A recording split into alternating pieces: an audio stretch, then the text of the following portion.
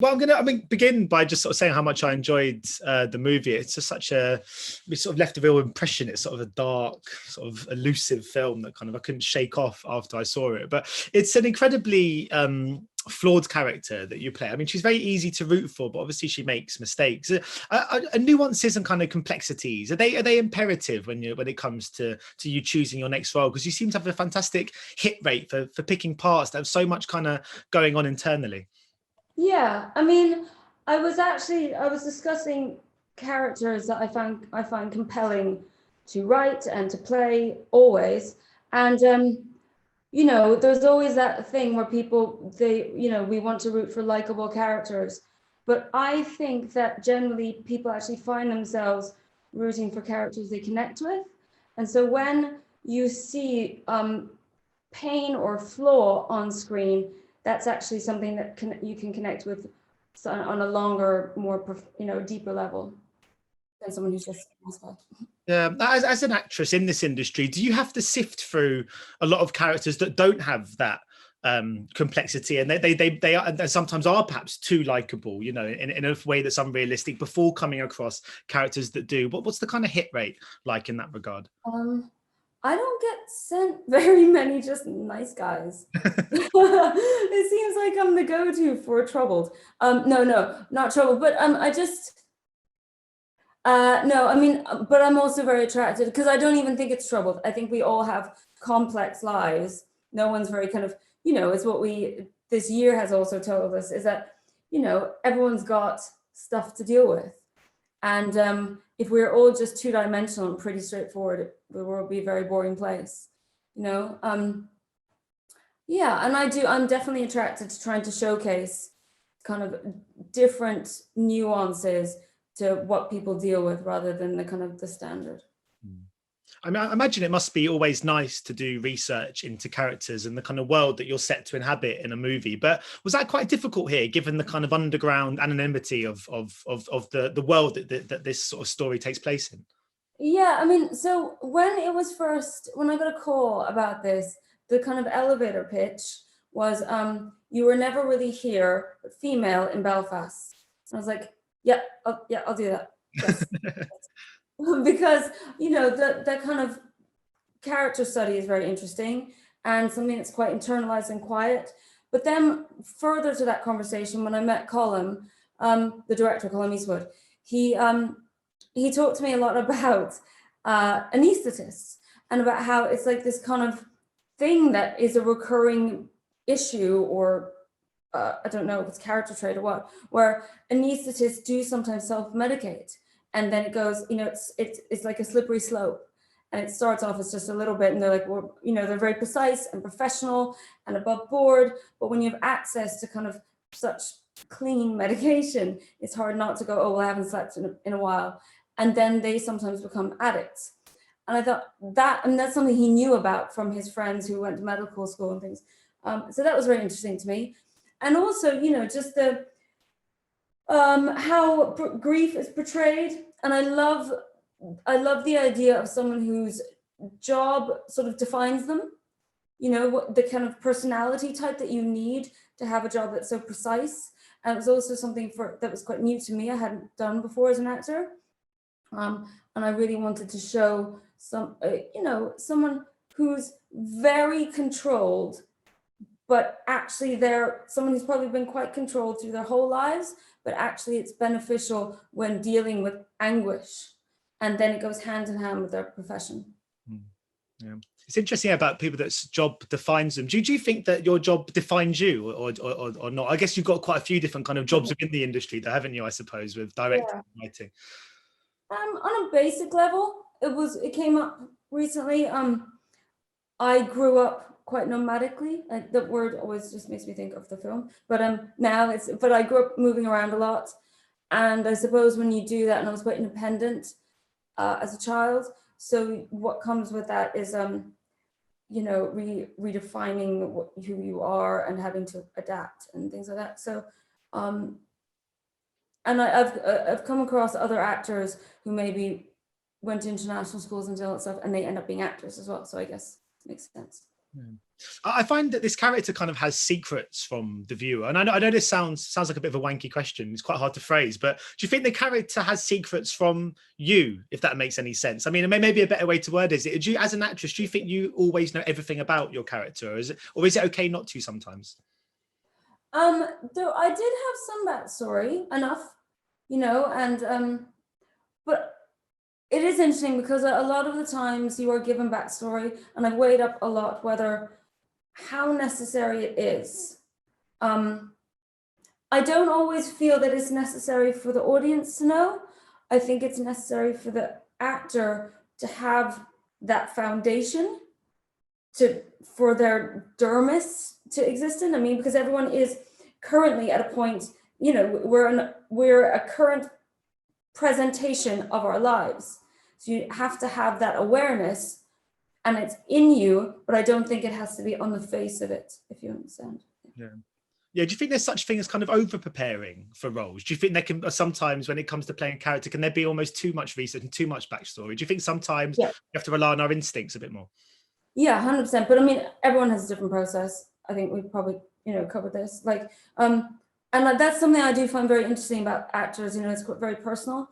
And I didn't go to drama school, so my thing was always like all these techniques I didn't really know about, and I just went, okay, telling the truth, tell the truth as best you can, and follow directions. But yeah, I think sometimes just over preparing can maybe make you a little bit stuck, and I think to find that balance, to be open to bounce off other people, especially, and to be spontaneous. Yeah, you need to have that room for that. And how was it working with Amy Beth? And she's so impressive in the role. Is it kind of a new role that you've quite liked and sort of adjusted to, kind of being the more kind of experienced one on set, kind of being the in that regard? Yeah, well, Amy Beth and I, when we first met, were very different. So I think she'd been workshopping with the director, Colum, and she's very generous as an actress, which is, something that's so interesting given that she's so successful, for such a young person. But she's very, very, just very humble and very generous in that way. Working on a project, regardless of what departments it is that they're all in the same film, all in the same set, and that the energy level, that you're all making the same film. Because we have somebody who's quite big in their performance, it sort of stands out. I think the energy has to be quite similar. And Amy Beth and I initially were very different. I was going for a more sort of quiet, non-melodrama type thing. And she was very generous to try and match that, which I was very impressed by. For someone so young, to be so observant. Did you have anyone in your career that helped you in the early days? I don't mean, I was going to sort of offer you maybe guidance and support to help you get to where you are now. I'm sort of hesitant to use the word mentor, but that kind of, I suppose. I'd say everybody. I mean, really, don't you learn something from everyone that you work with? I mean, I find it always fascinating who you come across.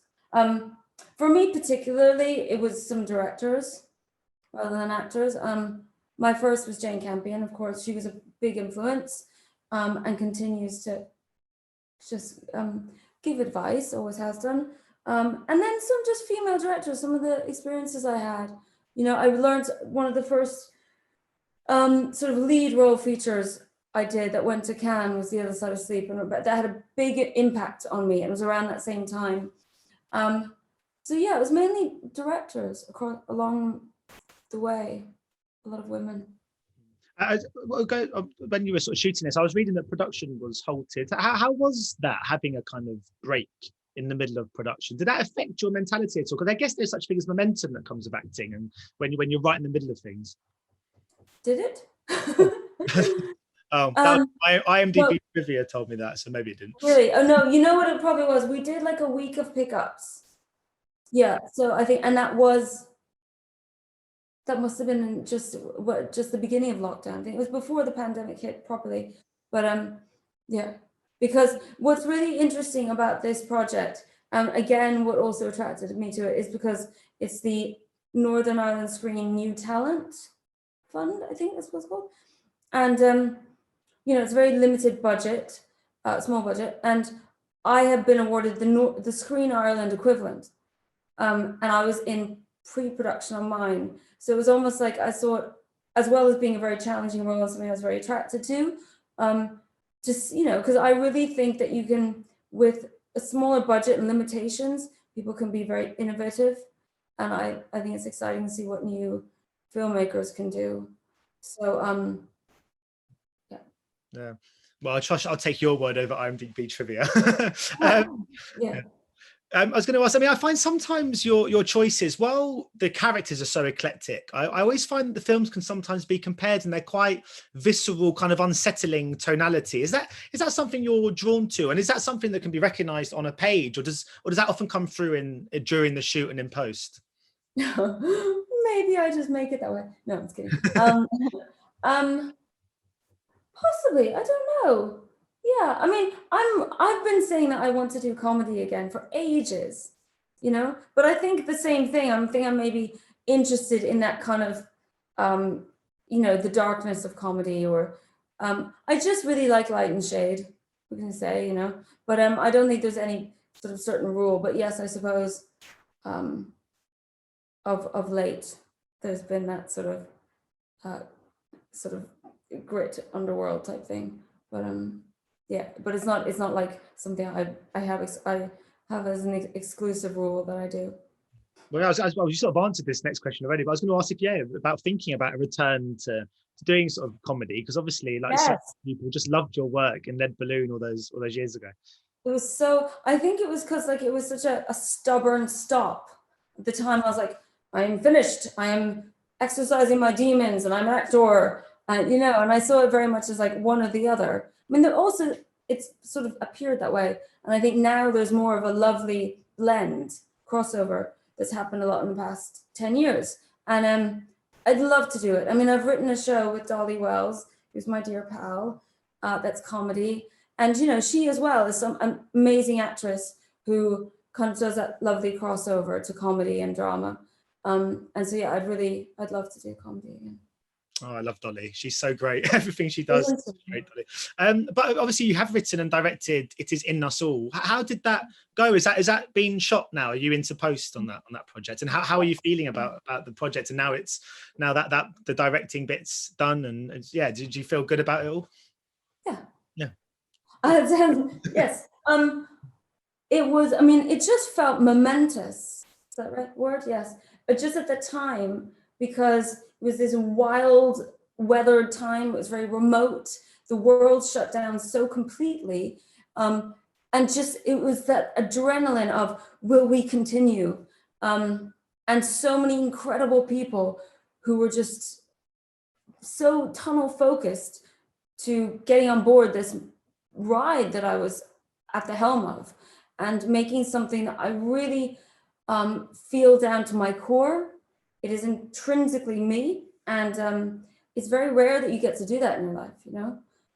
And I always felt like making my first film, you know, they talk about, you know, your first album as a musician is like, it's intrinsically your voice, and that's what I feel this film is, and it's finished and I'm very proud of it. So the next step will be festivals. Oh, I can't wait to see it. I mean, great collaborators as well. I mean, I was looking at the kind of cast. I mean, Cosmo in particular, who I've just been so impressed with everything he's done so far in his career. You must have been thrilled to collaborate with him on this project. I mean, I can't wait for the world to see him. He's sublime.